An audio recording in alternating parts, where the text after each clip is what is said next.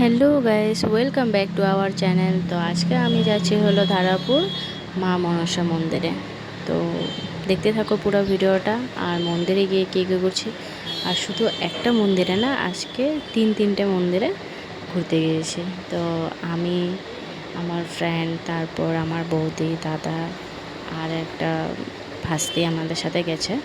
তো চলো দেখতে থাকো পুরো ভিডিওটা। চলে আসলাম মন্দিরে।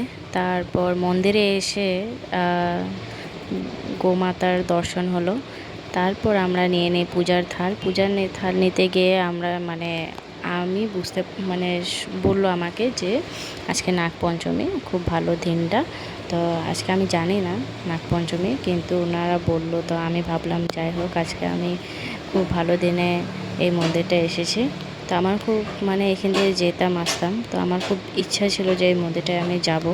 তো এখন দেখো মন্দিরটা পুরোপুরি এখনও তৈরি হয় নাই, বানাচ্ছিল। আর আমি যখন দেখি ফার্স্ট, তখন এত কিছু বানানো ছিল না, খুব একটা সিম্পল একটা মন্দির ছিল। তারপর তো মন্দিরটায় পুজো পাঠ করে তারপরে ভিতরে ঢুকতে দেয় নাই। তারপরে ওখান থেকে আমরা প্রসাদ খেয়ে তারপরে বেরিয়ে চলে এসে আসি দ্বীপর বিলে এসে তারপর ওইখানটা অনেক টাইম স্পেন্ড করলাম। করে তারপর ওখান থেকে আমরা বেরিয়ে যাই। তারপর দ্বীপর বিলে এসে বসতে না বসতে বৃষ্টি চলে আসে। তারপর একটা নৌকো যাচ্ছিলো, আর খুব এই মোমেন্টটা দেখতে খুব সুন্দর লাগছিল। তার জন্য আমি অল্প ভিডিও করে শুট নিয়ে নিই। পুরো পুকুরটা নদীটার মাঝখানে, নদী বলবো না, এটা পুকুরে হয়, দ্বীপর বিল একটা।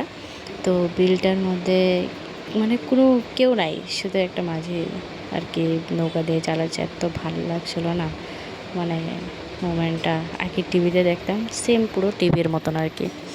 তারপরে ওখান থেকে বেরিয়ে চলে আসি, দাদা বৌদিরা চলে যায় ঘরে। তারপরে আমি, আমার ফ্রেন্ড, তারপরে ভাস্তির ফ্রেন্ড, আমরা চলে আসি তোমার ভীমাশঙ্কর মন্দিরে। তারপর কি ভীমাশঙ্কর মন্দিরে এসে, এটাও আমার ইচ্ছে ছিল কি ভীমাশঙ্কর মন্দিরের সামনে দিয়েও আমি যেতাম, তো কখনো আসিনি, অনেকটা ভিডিও দেখতাম। তো প্রায় সেই সময়টায় চলে এসছে আসার।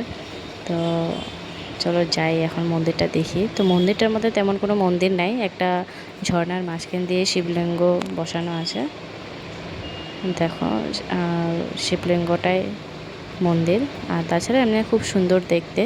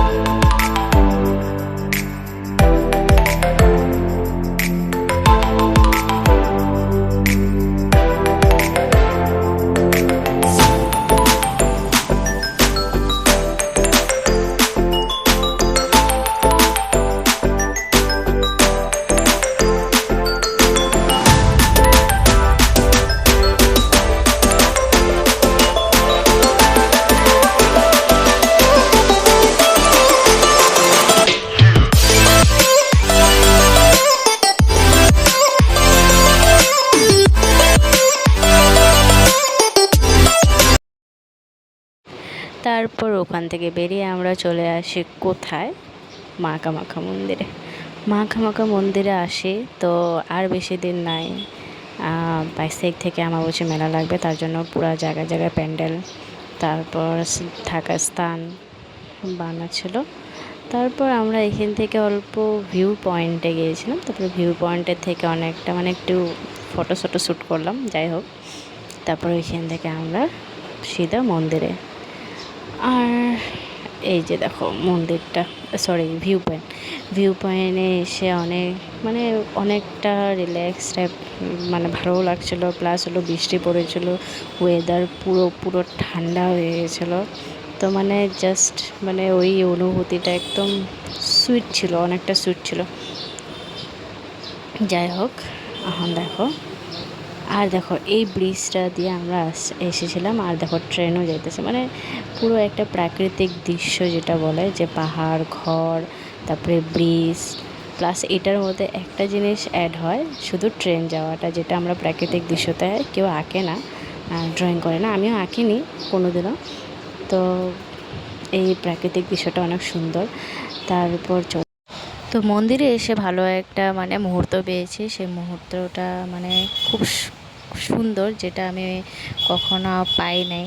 মানে মন্দিরে এতবার আসতাম, তো এই মুমেন্টটা পাই নাই আমি কখনো পাইনি, ঠিক আছে। তো আজকে এসে সেই মানে কীর্তন মানে সন্ধ্যা আরতিটা পেয়েছি, আর খুব সুন্দর। বেশি টাইম বসতে পারিনি, কারণ রাত্রে 7:30 বেজে গিয়েছিলো। তো এই যে বসেছিলাম, কীর্তন মানে এখানে আরতি হচ্ছিলো, মানে ভিতরে হচ্ছিলো। তো ওখান থেকে পরে লাস্ট ফিনিশিংয়ে বেরিয়েছিলো। তো আমি এটা ফুটেজটা নিইনি, মানে আমরা বেরিয়ে পড়েছিলাম, কারণ অনেক রাত্রে হয়ে যায়, তার জন্য ঘরেও যাওয়ার ছিল, অনেকটা দূরে ছিলাম আমার ঘরের থেকে, তার জন্য। আর আজকে পুরো সানডেটা আমাদের মানে বাইরেই দিন কাটলো, রাত্রে 8টা পর্যন্ত, ঠিক আছে। সকাল সেই 10:30টায় বেরিয়েছিলাম। তো খুব সুন্দর একটা দিন গেল, সানডেটা মনে থাকবে সবার সাথে শেয়ার করলাম পুরো সানডেটা কী করলাম না করলাম।